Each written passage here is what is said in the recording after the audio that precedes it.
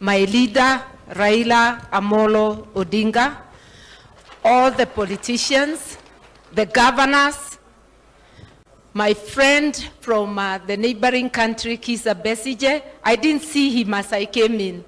Na wale wote mmekuja hapa. Zote tumeunganishwa leo na mzee Kigoro. Kwetu tunasema unajengewa na ile miti wewe mwenyewe umekata.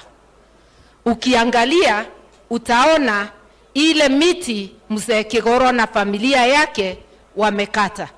Umeona tenti imejaa. Amelea watoto wanafanana na yeye. Ndio unaona wakiwa introduced, marafiki zao wanasimama wote. Wakati nilisoma historia yake, nilifikiria nasoma maneno ya George Kigoro. Mtu wa kujenga, mtu wa kuunganisha watu, mtu wa kujitolea. Mimi nataka kusema mzee amelala, lakini hajaenda. His ideals, his deeds will live through his family. And I want to ask the family to be proud of their father's legacy. Let that be something to comfort you during this time. Nikisema mafupi sana, wakati mwanajeshi anazikwa, bunduki zinalia. Wakati kasisi anazikwa, wanakuja na zile nguo zao zote. Tukisika mwanasiasa, wacheni tutwange siasa kidogo ya kumsindikisha. Baba ashanena ya kwamba tumefinyiliwa na hii serikali ya kunyakua.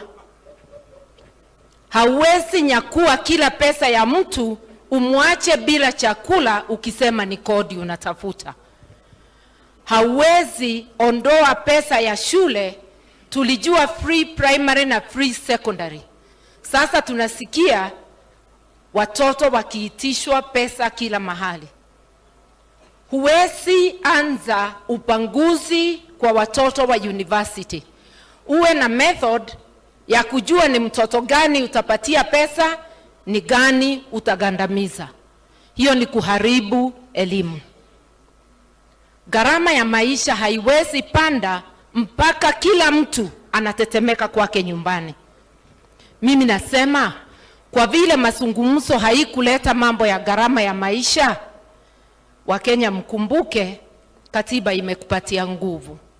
Kila mtu aende kwake nyumbani, tujiulize ni lini tutasema enough is enough. Ni wakati gani tutasema kama wananchi tumechoka. Baba amesema punda imeanguka. Punda ilikuwa imechoka, sasa imefanya nini? Imeanguka. Hii ni wakati mbaya. Tunahitaji watu wa ukweli. Tunahitaji watu kama mzee Kigoro. Watu watasimama na Wakenya kwa njia ya ukweli. Wale wako bungeni, kila mtu afanye kazi mahali pake. Sababu kila mtu ako na nafasi yake. Kama wewe ni wa kanisa, fanya kazi mahali unasimama. Kama wewe ni gavana, ni mbunge, ni senator, na ninafurahi sana nikiangalia Senator Omogeni na ndugu yangu Senator Onyonka. Sababu wamejitolea na wananena, tunawasikia. Endeleeni kunena na wengine mjikakamue. Msimamie wa Kenya. Hii ni wakati mgumu na ndivyo nchi yetu iweze kusimama.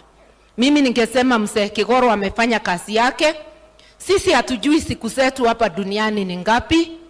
Wacha tufanye kazi kwa bidii na tuwe na nguvu ya kusema ukweli. Hata ukiumizwa, umizwa na useme.